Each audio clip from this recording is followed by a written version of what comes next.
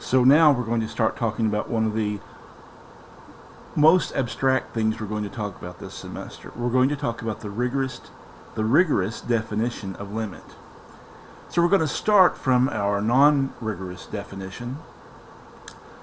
Remember how that goes. Let f be a function that is defined on some open interval containing c, except possibly at c itself. If there is a number L such that f of x can be made arbitrarily close to L by choosing x sufficiently close to c, but not equal to c, then we'll say the limit of f of x as x approaches c is L.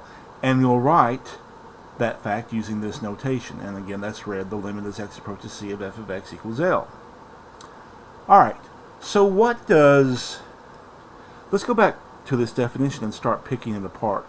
I assume you know what we mean by a function, and you know what we mean by an open interval containing the number c. The first part that's maybe a little bit fishy is this part. F of x can be made arbitrarily close to L. What does that mean? Well, what it really means is as close as we want or as close as anybody else might want. No matter how close someone wants f of x to be to L, we need to be able to choose x that will guarantee that f of x is that close to L. Alright, so let's look at this example, the limit of 2x plus 1 as x approaches 3. I'm going to illustrate this rigorous definition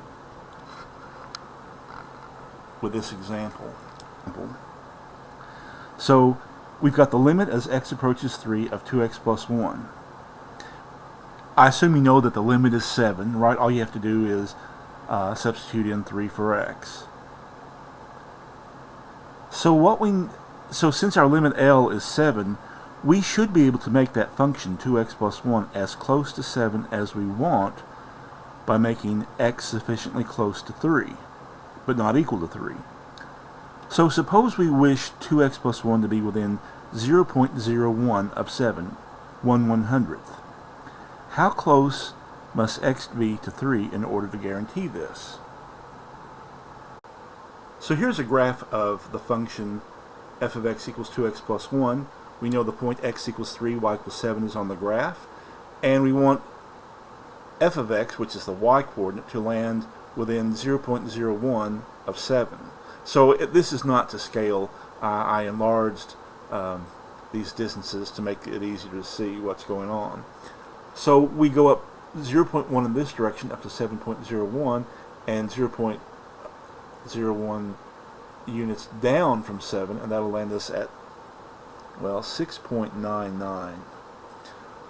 And the question is how close to x, how close to 3 must we choose x?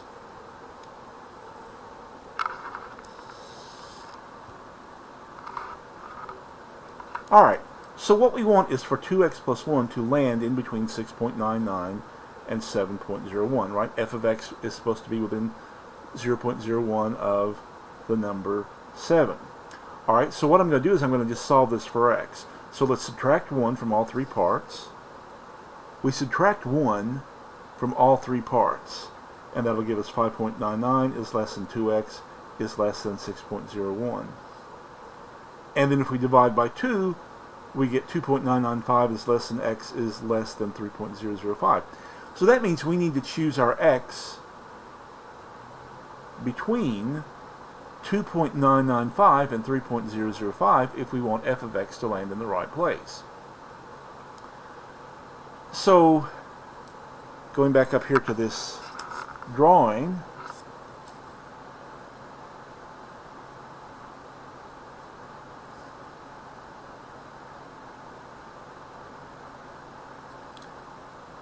this is the number 3.005 and this is the number 2.995. So this distance is how far away we're allowed to choose x from 3. And if you just subtract 3 from 3.005 and 2.995 from 3, you get the same value each time. You get 0.005. So we must choose x within 0.005 of 3. So remember, again, what's going on. If someone gives us a bound on how far away f of x can be from L, in other words, 7 in this case, so someone said if we want f of x to be within 0.01 of 7, how close to 3? How close to 3 must we choose x? Well, what if that distance is not 0.001 or 0.01? What if it's 0.007? Can we figure out what the x is? How can we figure out how close to x can we figure out how close to 3x must be? We have to be able to do that no matter what value someone gives us for this distance. By the way, we're going to call this distance epsilon, and we're going to call this distance delta. So this is a lowercase Greek letter epsilon.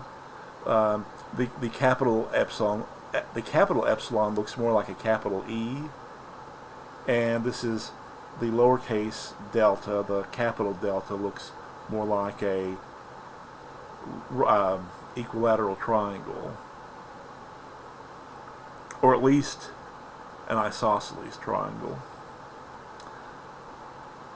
So we need to come up with a more systematic way of doing that, and I'm going to work toward that with this next bit of discussion. Basically, what I want to do is rewrite this entire argument here using absolute values. You remember that if you want to find the distance between two numbers on the number line, you subtract the bigger one minus the smaller one. But what if the numbers are represented abstractly? For instance, the distance between two real numbers A and B. You don't know which one is the bigger one and which one's the smaller one. So you can subtract, but you don't know that you have a positive value.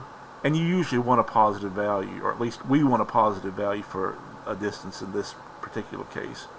So what we do is we subtract, but then we take the absolute value just to guarantee that we're not getting a negative value. And it could have been A minus B in the absolute values, or B minus A in absolute values. Either way would be just fine. So we want the distance between 2x plus 1 and 7 to be less than 0.01, and we need to determine how small the x must be within 0.05 of 3. That doesn't make any sense. We need to determine how close to 3 we must choose. You know, I don't really know what that part of the sentence is trying to say, so we'll just skip that. But so what we need to do is we need to start with this expression. In absolute values, I've got 2x plus 1 minus 7. Now again, what this is saying is the distance between 2x plus 1